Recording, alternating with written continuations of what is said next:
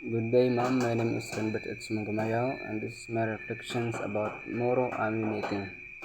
Moro Ami is a traditional fishing method originating in the Philippines, involves using a large net to encircle fish and then baiting the water with bamboo poles to drive them towards the net.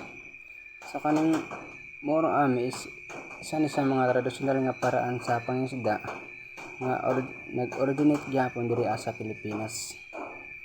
So kaning Moro Ami is mo na siya ang kabali paraan sa pangingisda nga magamit kag lambat aron mapalibutan ang mga isda. So kaning Moro Ami pod is napod ni makadistract pod ni sa mga coral reefs, mga na-damage ang mga marine habitats. So mo na ang mga sa Moro Ami netting. The next is ang coral buzzing or poisoning. So coral buzzing or poisoning, also known as the cyanide fishing, involves using explosive or sodium cyanide to stunt fish and make them easier to catch.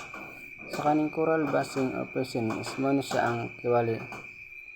Mura na siya og dynamite pero naani siya hilo aron dali makuha ang mga isda.